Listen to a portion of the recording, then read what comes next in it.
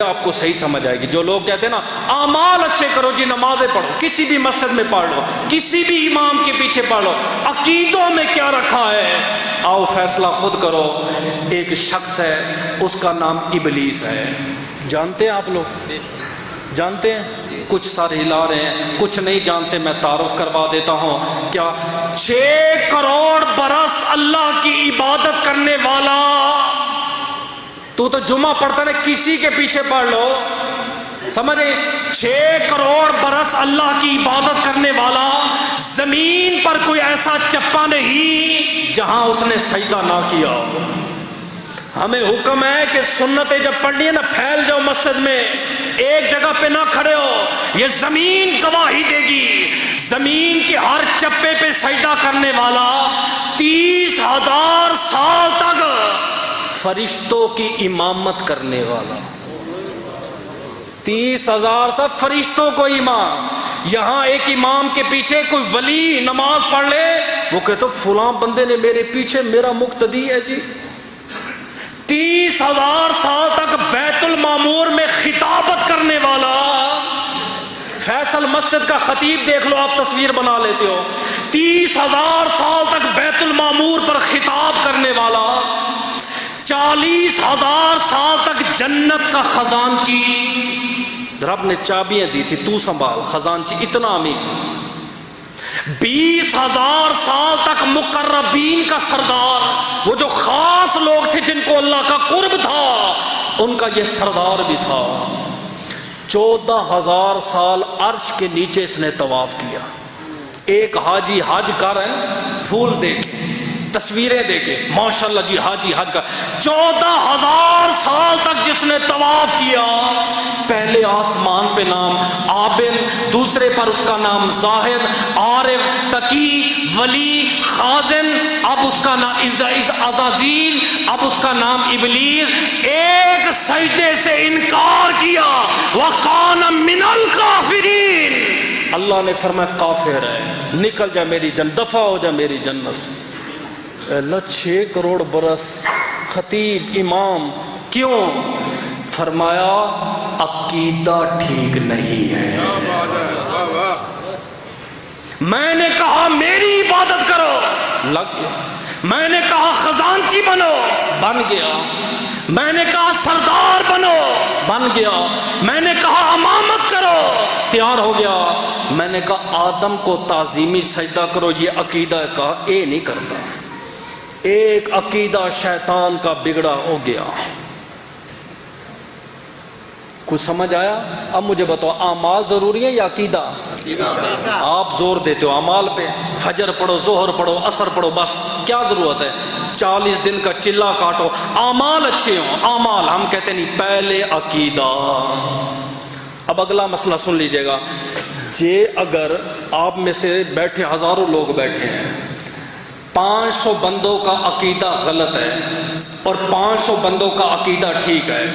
میں نماز پڑھاؤں، جو 500 لوگ ہیں ان کی ہو جائے گی، جو 500 بد عقیدہ ہیں ان کی نہیں ہوگی، گزارا ہو جائے گا. لیکن جو آپ کی مسجد کا امام ہے، اس کا عقیدہ اگر غلط ہے، وہ نماز پڑھائے گا، 1000 مقتدی ہیں، ان ساروں کی نماز برباد ہو جائے گی. امام تو جب سلیکٹ کریں اس کا تو عقیدہ دیکھیں کہ نبی کے بارے میں کیا عقیدہ. حضرت تیرے ماں باپ مسلمان ہیں، نبی کے والدین کے بارے میں تیرا کیا عقیدہ ہے؟ تیرے بچے کی سالگرہ منائی جاتی ہے، نبی کے میلاد کے بارے میں تیرا کیا خیال ہے؟ نبی کے خاندان کے بارے میں تیرا کیا خیال؟ کہتے کچھ نہیں جی، مولوی یہ بھی مولوی، وہ بھی مولوی ہے، بھی اس کے پیچھے بھی پڑھو. اس کے سنو اب میرے نبی نے کیا فرمایا. ایک امام نے کعبے کی طرف منہ کر کے تھوکا، کعبے کی طرف منہ کر کے تھوکا. آپ نے فرمایا اس کے پیچھے نماز پڑھنا جائز نہیں. کیوں؟ فرمایا کعبے کا بے ادب ہے، عقیدہ درست نہیں. جو کعبے کا بے ادب ہو نماز نہیں ہوتی. میرا نبی تو کعبے کا بھی کعبہ ہے. آپ کہتے ہو اعمال اچھے ہو، میں کہتا ہوں پہلے عقیدہ درست کریں. اعمال تھوڑے بھی ہوں گے، گنجائش ہے، بخشش ہو جائے گی. اعمال نہیں، پہلے عقیدے درست کریں. میں ایک اور مثال دیتا ہوں اعمال کی. ملک شام میں ایک شخص ہے، نام ہے بلم بن باورا. اعمال دیکھتے ہیں، اپنے بھی تول لو، اس کو بھی تول لو۔ عالم بھی ہے، عامل بھی ہے، عابد بھی ہے، متقی بھی ہے، پرہیزگار بھی ہے، اور پورے ملک شام میں اس کا کوئی ثانی نہیں ہے، پہاڑ پہ بیٹھ کے بس اللہ اللہ کرتا ہے۔ اور اللہ نے دیا کیا ہے سنیے گا، فرمایا سب سے پہلی چیز اللہ نے اس کو اسم اعظم دیا تھا۔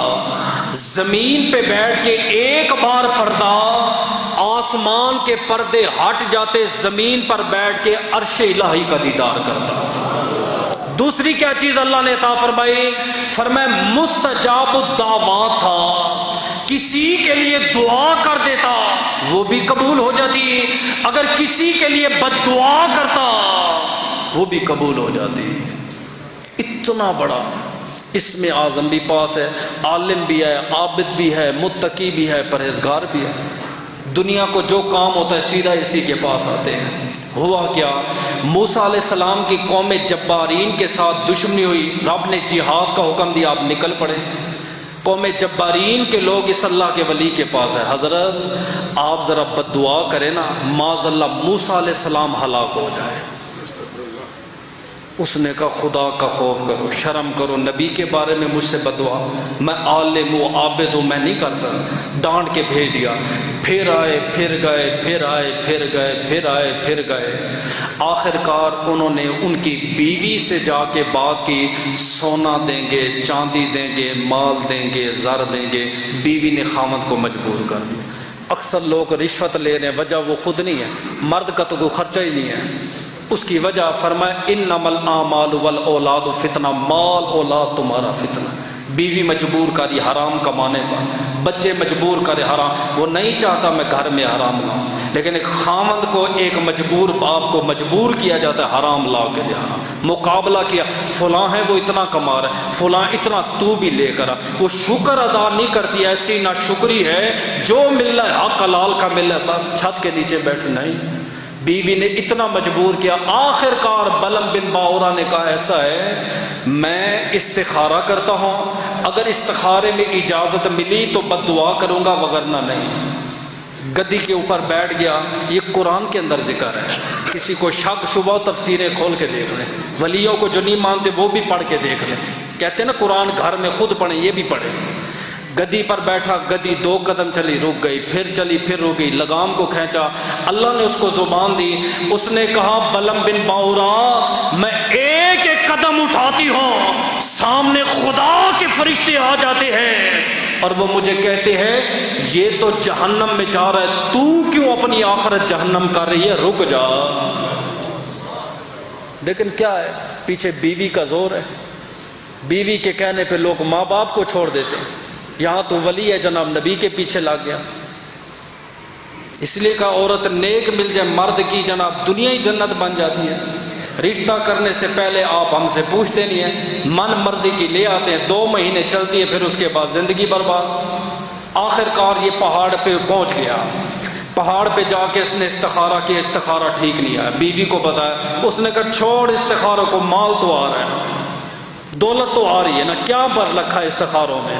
پھر اب اس نے بد دعا کی، قوم جبارین اس کے سامنے ہے، جب سب سے پہلے پیغمبر کے لیے اس نے ہاتھ اٹھائے بد دعا کے، رب نے اس کے ہاتھ کو ٹیڑھا کر دیا۔ ابھی بھی جنہوں نے پیغمبر کی گستاخیاں کی جیلوں میں بیٹھے ہیں، ہماری آج کے نوجوان نسل اب بھی دفاع کر رہی ہے فیس بک پہ بیٹھ، تجھے اب بھی نہیں سمجھ آیا؟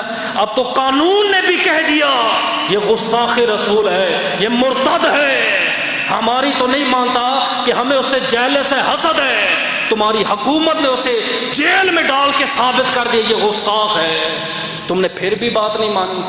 پہلا جب ہاتھ اٹھایا اس کے ہاتھ ٹیڑھے ہو گئے، جب اس نے زبان کھولی زبان لٹک کے سینے میں آ گئی، عقیدہ جو بدل گیا۔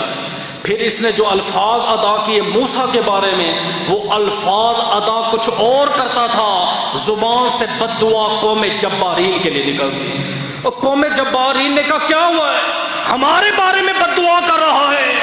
اس نے کہا زبان میری ہے، اختیار اس رب کا ہے، میرے بس میں نہیں ہے، میں نام موسیٰ کا لیتا ہوں، نام جبارین کا قوم میں آتا ہے۔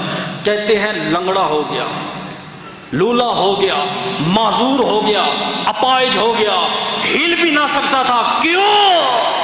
فرمایا اعمال اچھے تھے، ولی بھی تھا، عابد بھی تھا. جب عقیدہ خراب ہوا اعمال بھی خراب ہو گئے.